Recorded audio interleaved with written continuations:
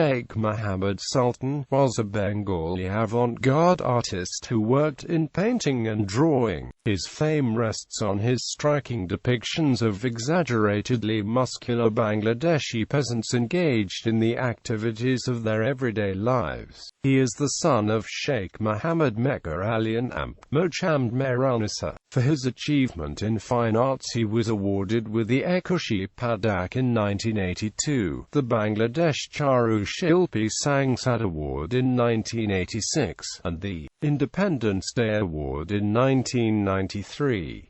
His works are held in several major collections in Bangladesh, including the Bangladesh National Museum, the National Art Gallery, the S.M. Sultan Memorial Museum, and the Bengal Foundation.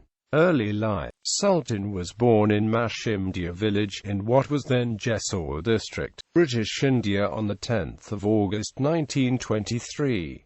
After 5 years of primary education at Victoria Collegiate School in Narail, he went to work for his father, a mason. Even as a child he felt a strong artistic urge. He seized every opportunity to draw with charcoal, and developed his talent at depicting the buildings his father worked on. Sultan wanted to study art in Calcutta, but his family did not have the means to send him. Eventually, he secured financial support from the local zamindar and went to Calcutta in 1938. The poet and art critic Hasan Shahid Saawadi restyled him S.M. Sultan and offered him accommodation in his home and the use of his library. Sultan did not meet the admissions requirements of the Government School of Art, but in 1941 managed to get in with the help of Saawadi, who was on the school's governing body. Under Principal Mukul Chandra Day, the school de-emphasized the copying of old masters and moved beyond Indian mythological, allegorical, and historical subjects. Students were encouraged to paint contemporary landscapes and portraits expressing original themes from their own life experience. Career. Indian and Pakistani period. Sultan left art school after 3 years, in 1944, and travelled around India. He earned his living by drawing portraits of Allied soldiers encamped along his route. His first exhibition was a solo one in Shimla, India, in 1946. Next, after partition, came 2 individual exhibitions in Pakistan, Lahore in 1948 and Karachi in 1949.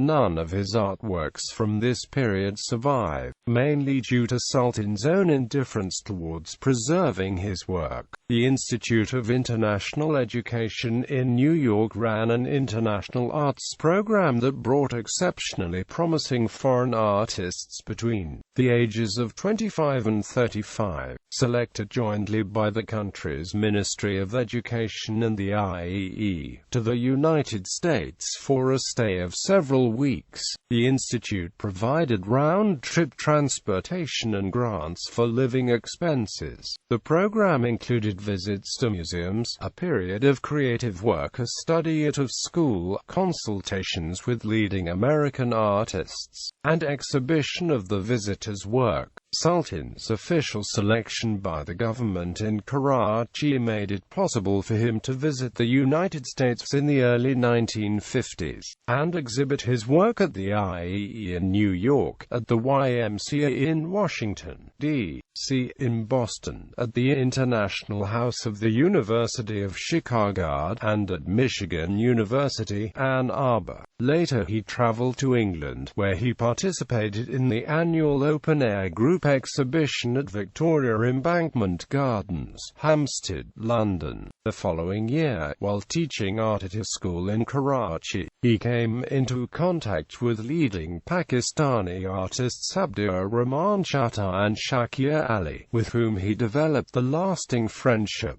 After a period living and painting in Kashmir, Sultan returned to his native Narail in 1953.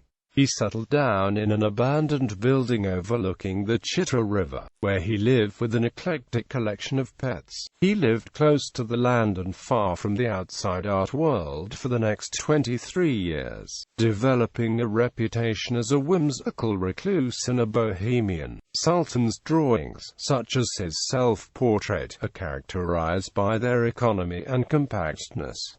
The lines are powerful and fully developed. His early paintings were influenced by the Impressionists. In his oils he employed Van Gogh's impasto technique. His watercolors, predominantly landscapes, are bright and lively. The themes of his paintings are nature and rural life. Sangsad Ali, writing in 1952 for Pakistan Quarterly, described Sultan as a landscape artist. Any human figures in his scenes were secondary. In Ali's view, Sultan painted from memory in a style that he had no definite identity or origins. Bangladeshi period. Between Sultan's 1969 individual exhibition at the Khulna Club, Khulna, and the first National Art Exhibition in Dhaka in 1975, a transformation took place in his work. Agricultural laborers engaged in everyday activities such as plowing, planting, threshing, and fishing took center stage on his canvases. The landscape, farmland, rivers, villages, was still present, but as a backdrop. What was distinctive about his figures, such as those in Chardakal, was their exaggeratedly muscular physique. In this way he made obvious the inner strength of the sturdy, hard-working peasants, the backbone of Bangladesh, something that would have remained hidden in a more realistic depiction. Sultan did some of his best work in the 1970s and 1980s. In 1976, the Bangladesh Shilpi Academy put on an individual exhibition of his work. It was his first major exhibition and his first in Dhaka. The next year he was selected as a member of the panel of judges for the Asian Art Biennale in Dhaka. The catalogue of his solo exhibition at the German Cultural Center, Dhaka, in 1987, described how he saw his subjects. These people who lived close to the soil, who bore on the shoulders the burden of civilization, did not appear to Sultan to be weak, debilitated, starving creatures who deserved pity and sympathy. Quite the contrary, he saw the bulging muscles, the vigorous torso, their overpowering vitality, the well-rounded buttocks and swelling breasts ready to come to grip with life. The peasants were heroes to him. He described the place in his art. The matter of my paintings is about the symbol of energy. The muscle is being used for struggling with the soil.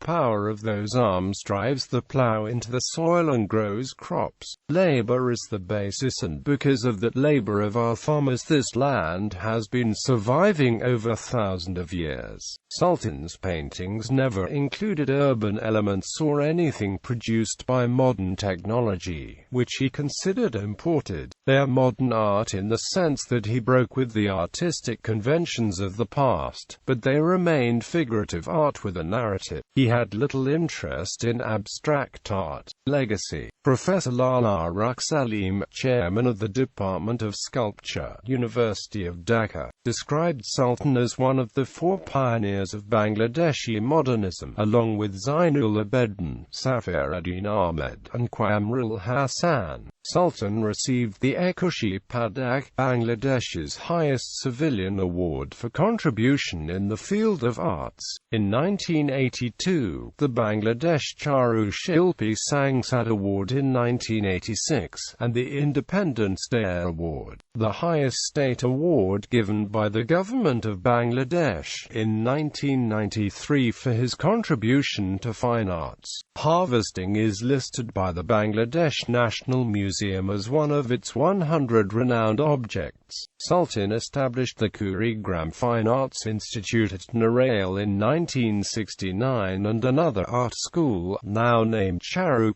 in Jessore in 1973. In 1989, Tariq Masood directed a 54-minute documentary film on Sultan's life, called Adam Surah. Masood started filming it in 1982 with the help of the painter, and traveled with him all around Bangladesh. According to Masood, Sultan agreed to cooperate only on the condition that, rather than being the film's subject, he would act as a catalyst to reveal the film's true protagonist, the Bengali peasant. In 2005, photographer Nazir Ali Mamun published a book Guru with 68 photographs of Sultan. These were selected from thousands of photographs taken by Mamun in the period from 1978, when he first met with Sultan, until his death.